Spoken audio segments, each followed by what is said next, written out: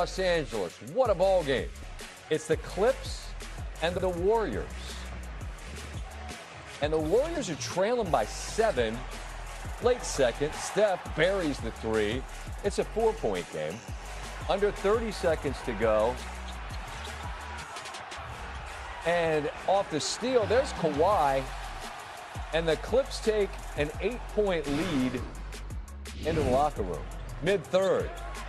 Warriors down 8. Steph from Draymond. All 3 of these and one more. Those two, how often have they worked in tandem? Then it's Curry from 3. Again, 16 in the third. Warriors down 5. Curry, step back. Cash. Out of his mind. But then, late third, right back at you. Nude at the top of the key. It's Benedict Mathurin. Clips back up by 6. Story of the fourth? Well, there are a lot of them, including the vet in the corner, ready to catch and shoot. Who's that? That's Al Horford. How about 4 triples in the third? It's a 5-point game. A great find in the corner, and then watch Al replace the man that just caught the pass. That's Santos back to Horford. Another 3. It's a 2-point game.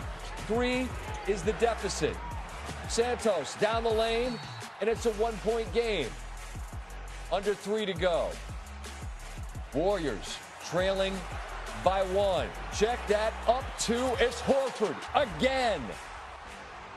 And now the Golden State lead is 2. It's a tie game. Curry. Unbelievable. How often have we seen this man refuse to go away? Greatest shooter who's ever lived. And he buries that one when the Warriors had to have it. Jimmy Butler can't do anything but smile. Off the inbound, there's the steal. It's Draymond.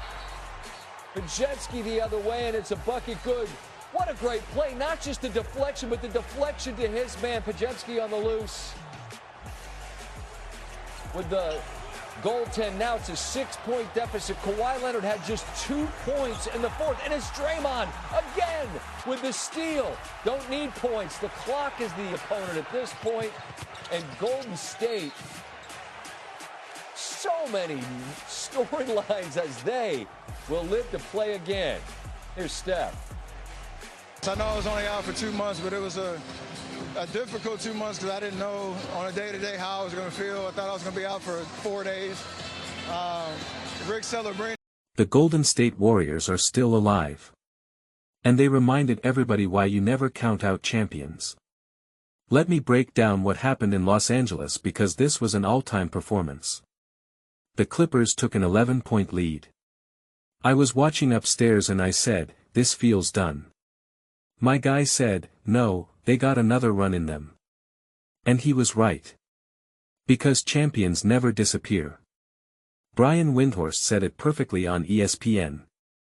He said, the Warriors don't know how much longer they have together, so they played this the best they can and their champions all showed up. Let me start with Steph Curry. The last time he played 36 minutes was Christmas week. He doesn't know how much time he's got left. And he was hunting those threes. Windhorst said he will always remember being in that arena in Paris in the summer of 2024 when Steph didn't even see the rim on some of those shots. He was looking for the dagger tonight. He got it. The three-pointer with under a minute left. Watch the Clippers bench. Watch their eyes. They saw it in the air. They knew it was going in. That's what greatness looks like. Now let me talk about Draymond Green. Vintage performance. Not just the steals, not just the deflections. He shut Kawhi Leonard down in the fourth quarter. Kawhi had 19 points going into the fourth. He finished with 21. Those 2 points came on a meaningless layup at the end of the game. Kawhi is going through one of the hottest stretches of his career. 57 straight games th 20 or more points. And Draymond just decided, you're not getting the ball, sir. Windhorst said Draymond can get in your head. Kawhi was obviously worried about getting it in against Draymond. And this is a totally fitting end to the Clippers season. It has been a complete disappointment. They may not have popped champagne, but they cracked a beer in Oklahoma City. Because OKC has their draft pick. That pick will now be no worse than 12th. They drafted Jalen Williams at 12 with the Clippers pick. Now they're getting another lottery pick because they're still paying off the Kawhi Leonard trade. Rich get richer. Now let me talk about Al Horford. Multi-time deep runs in the playoffs. A champion. Showing up when it mattered. He didn't know if this could have been his last game. And he hit 4 triples. Corner threes. Step backs. The man was on fire. And Kristaps Porzingis? He came out and got them back in the game. Another champion who just showed up. The Warriors have so many storylines as they live to play again. Steph said after the game that the last 2 months were difficult. He thought he was going to be out for 4 days. It turned into 2 months. Rick Celebrini and all the doctors helped get him through it. And he just loves to play basketball. When asked what it's going to take to beat the Suns on Friday, Steph said, the same resiliency. You got to be able to withstand the runs and stay in it emotionally. It was back and forth the whole game. We got over the MP the last 3 minutes. Just try to find a way to win. Now let me shift to Philadelphia. The 76ers beat the Magic and they're heading to the playoffs. Tyrese Maxey had 31. VJ Edgecombe showed he is not afraid of the moment. Paul George was amazing. Andre Drummond hit a 3 and everybody went wild. Maxey said after the game, "We play hard as hell, man. Everybody who stepped on the floor contributed. I told them at the beginning of the year, I don't care what it takes, we're going to the playoffs." And they did. But now they get Boston. The Celtics come into the postseason in the best position they could have dreamed. Their role players gained a lot of confidence. When Tatum and Brown have been out there together, they've been very hard to beat.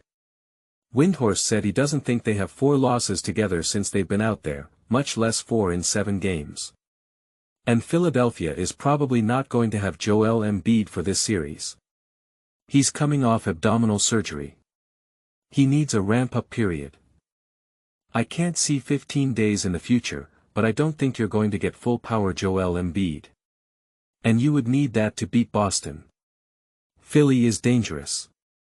They've got real talent. But Boston is the team to beat in the Eastern Conference. And I think they're more focused on themselves than their first-round opponent. Finally, let me talk about LaMelo Ball. Shams Charania reported that he will be fined but not suspended for tripping Bam Adebayo.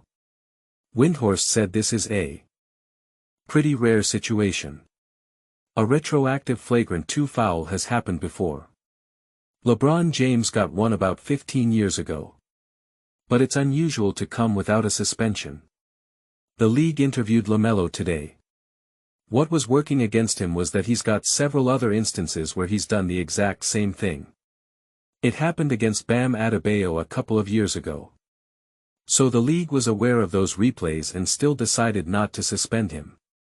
A flagrant 2 is a significant penalty. But it's completely unsatisfying when you know the correct call would have been to have him ejected. And the player he fouled is out for the game.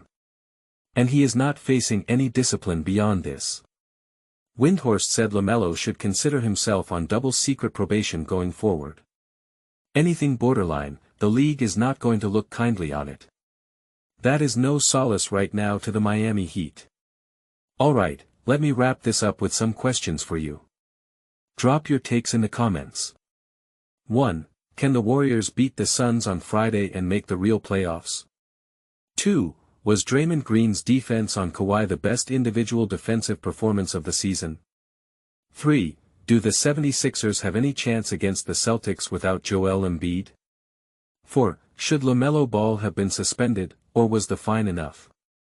I'll read the best comments in the next video. Smash like if you believe in the Warriors. Hit subscribe if you think the Celtics are winning the East. And comment your Friday night predictions right now. Let's go.